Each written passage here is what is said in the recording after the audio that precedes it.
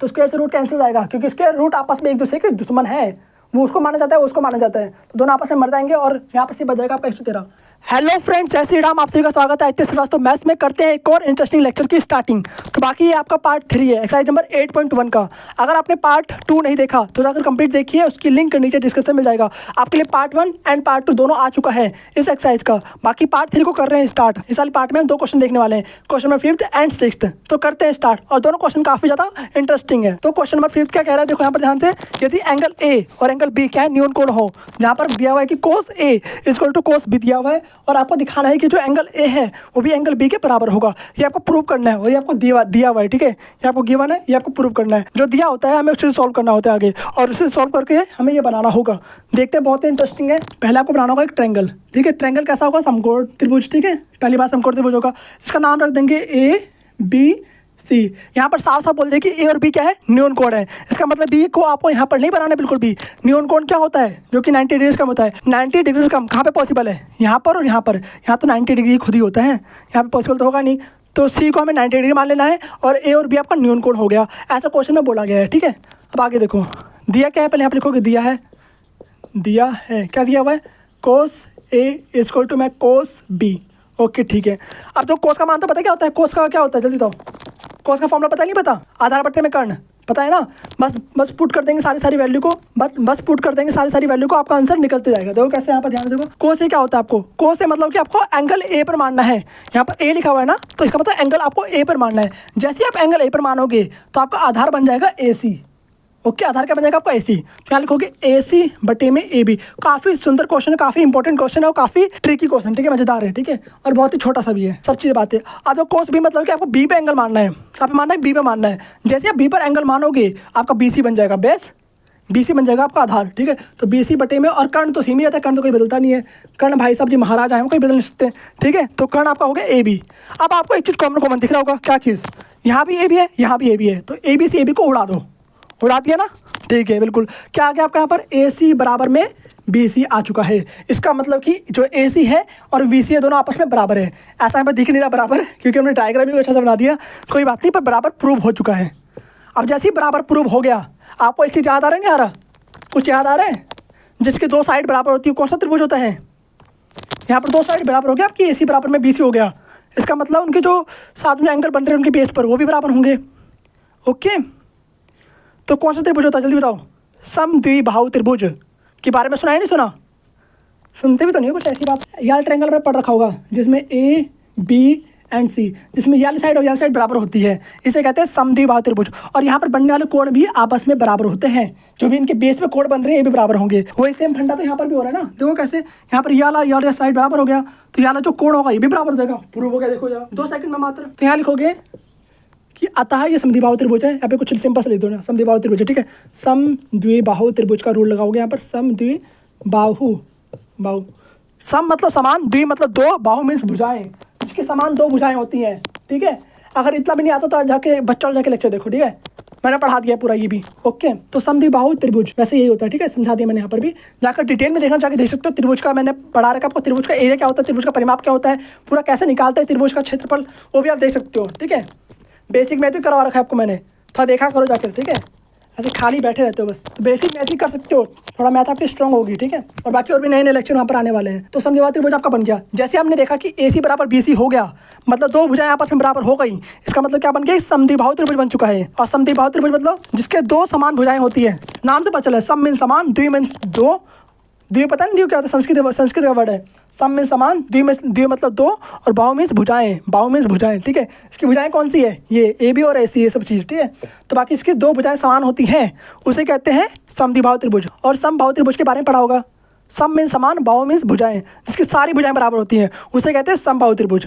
बस इतना जान लो, काफ़ी इतना, ठीक है। जैसे हमने देखा कि ये दोनों भुजाएं बराबर और ये समद्विबाहु त्रिभुज बन गया, तो हमें प्रूव हो चुका है कि एंगल ए भी एंगल ए बी के बराबर होगा, क्योंकि ये समद्विबाहु त्रिभुज का गुण है।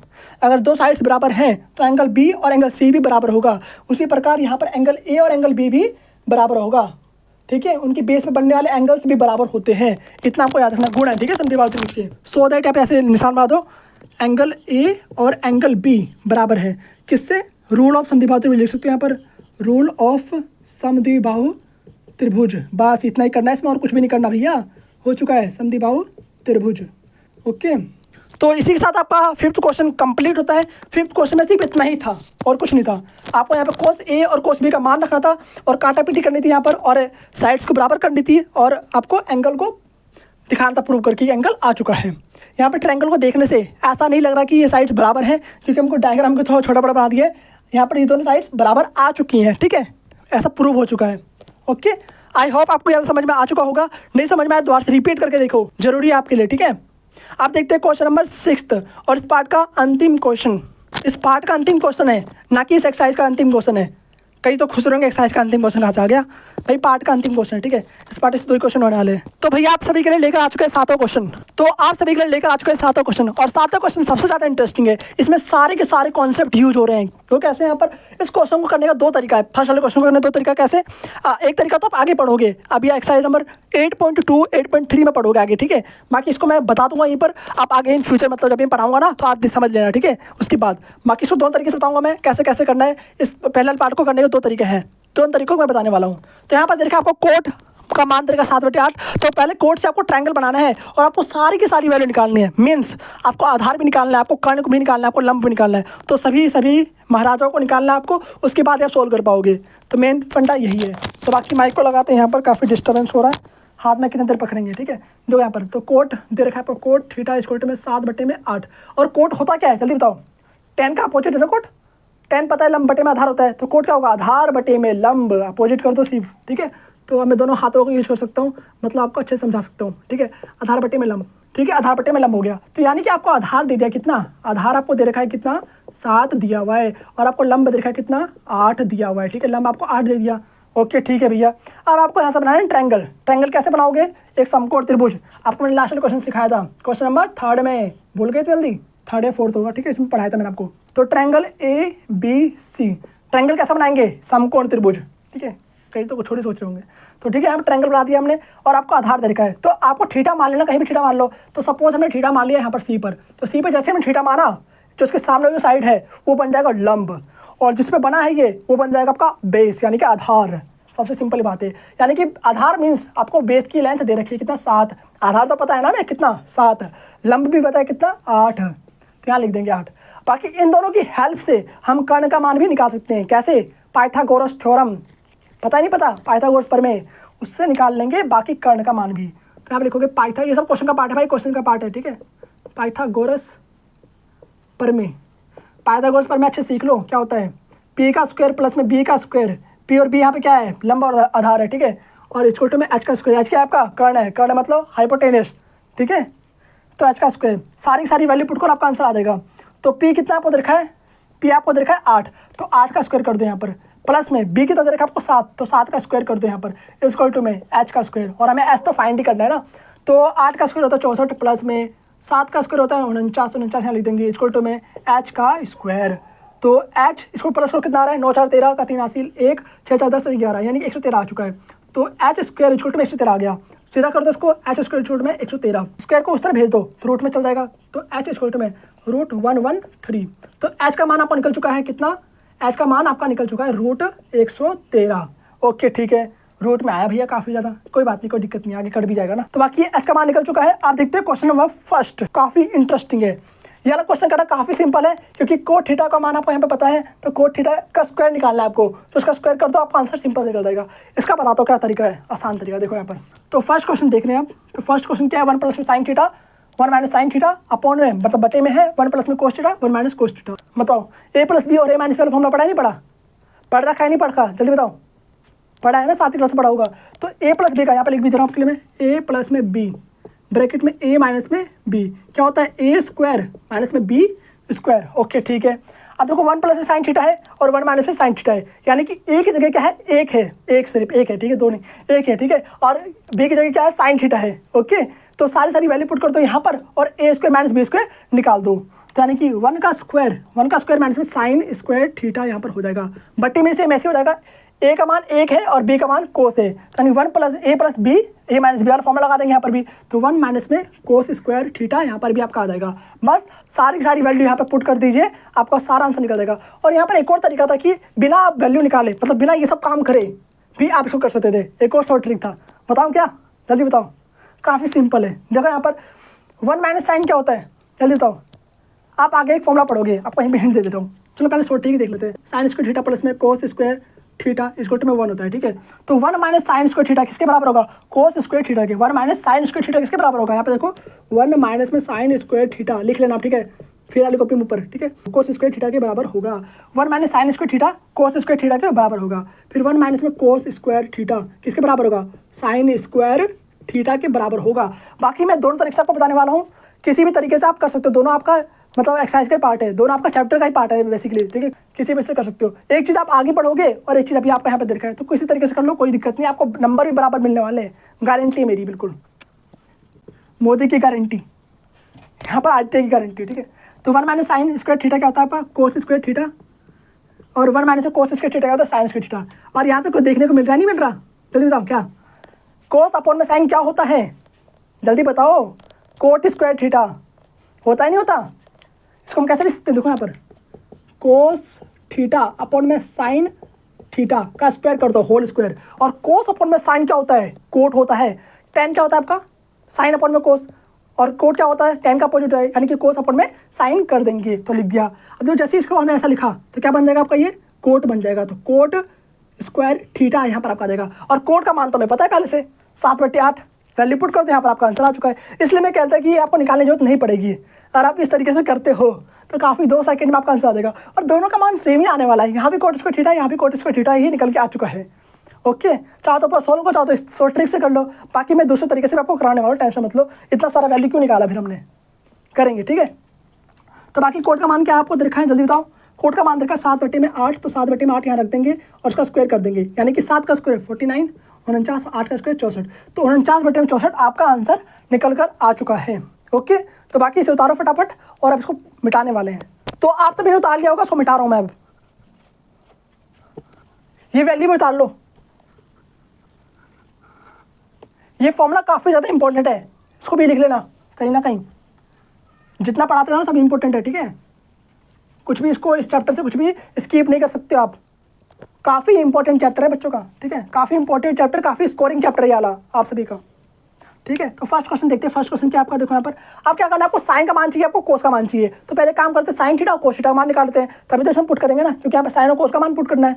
तो एक काम करते हैं कि साइन का मान क्या होगा, साइन थीटा। अब देखो आपके तरीके से आप करते हुए आए ना, ऐसे करते हैं, ठीक है, सिंपल तरीका। साइन क्या होता है आपका, लंब बटे में कर्ण, भूलना नहीं बिल्कुल भी। तो लिखोगे पी बटे में एच, और पी का मान यहाँ पर क्या देखा है, पी यहाँ पर आपको देखा है ए बी, यानी कि ए बी बटे में, मार्कर नहीं चला, मार्कर चेंज करना पड़ेगा लगता है, तो मार्कर को चेंज करते हैं।